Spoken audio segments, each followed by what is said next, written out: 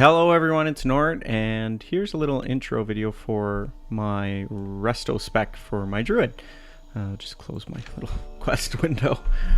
So I got a few questions about what spec I PvP in, and I thought I would show you guys, and I thought I would show you why, with explanations, obviously.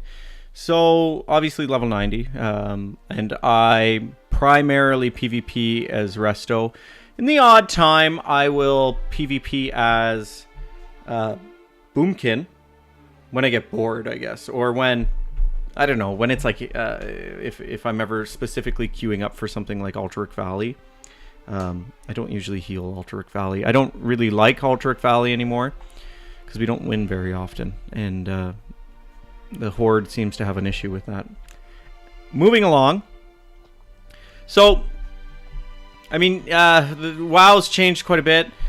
I personally miss the old days when we had all of our talent points and we filled them in.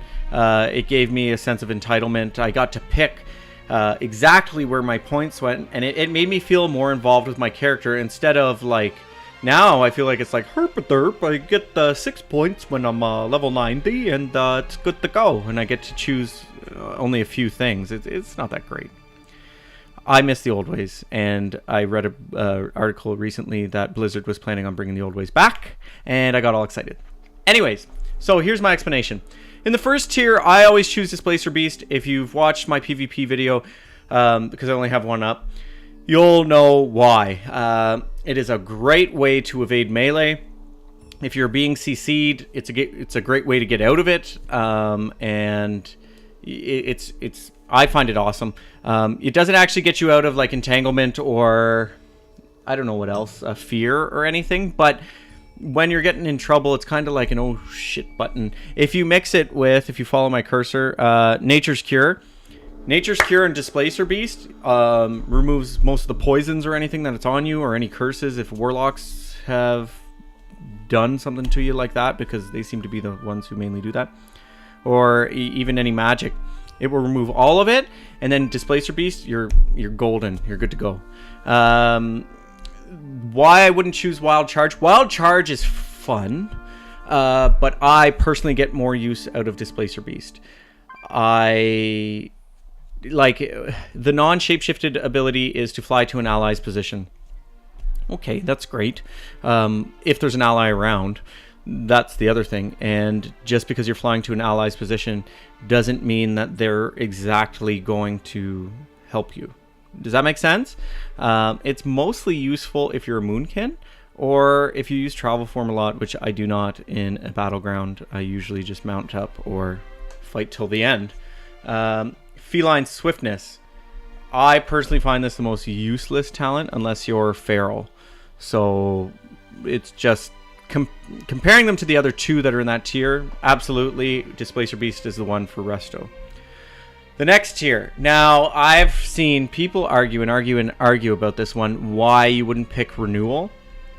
Renewal.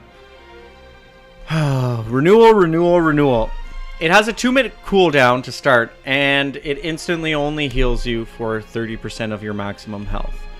Well, I have... How much health do I have? 340k.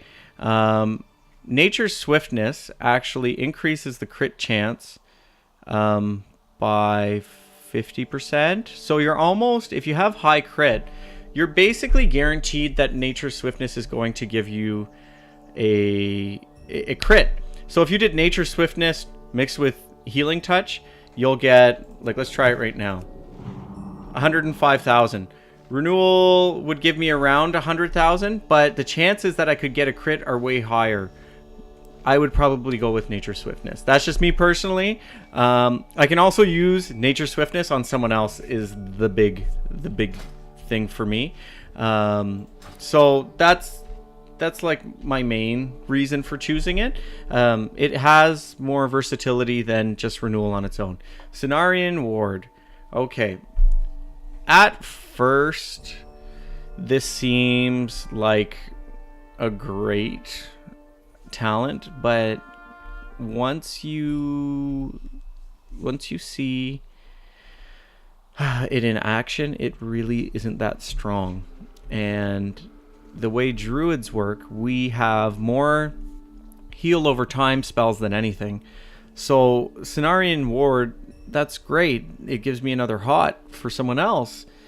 But, you know, like, I already have like 4 or 5 hots. I need instants because I need an oh shit button. And if you choose this one, you pretty much lose your oh shit button. Nature's Swiftness is like my go-to, and that's I'm reluctant to even budge on that one. The next tier, again, most folks will say go with Mass Entanglement. I mean, it's an AoE, and it definitely is good for crowd control.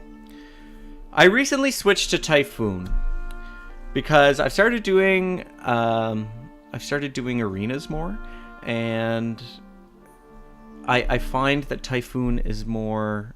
I have more. I don't know. There's an adjective that I'm missing here. I feel like Typhoon gives me more control because I can pop it off in 30 seconds. I can pop it off again.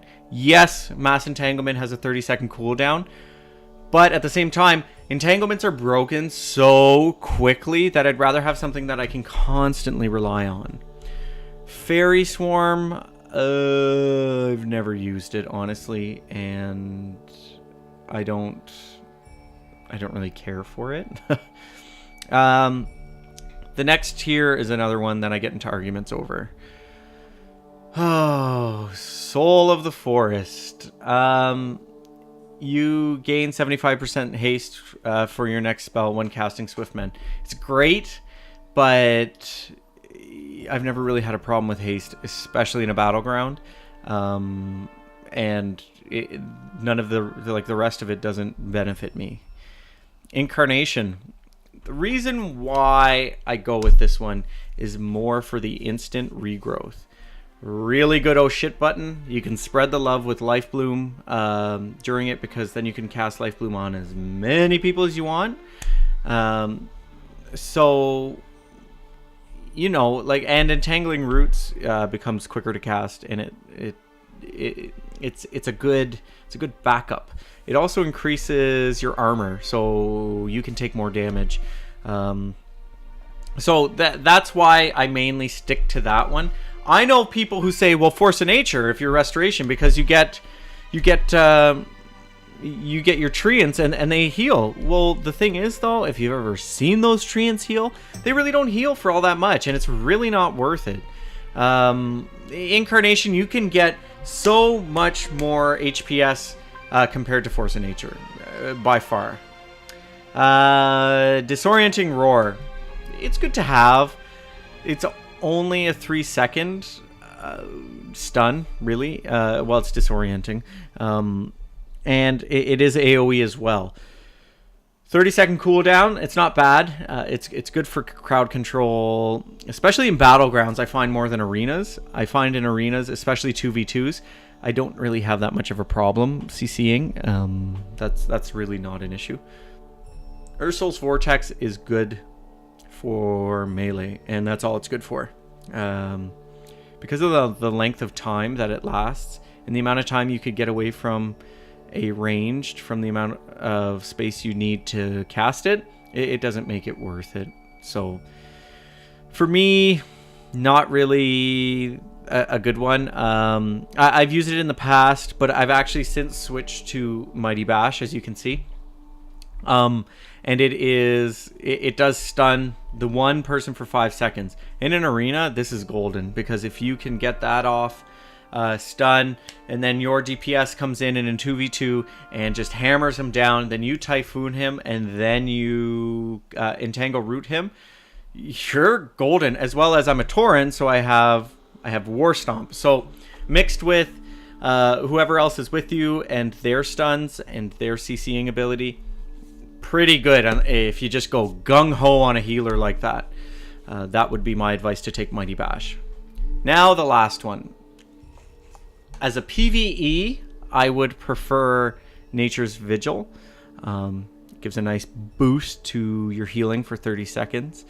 And it can really can really help when you're especially single target healing.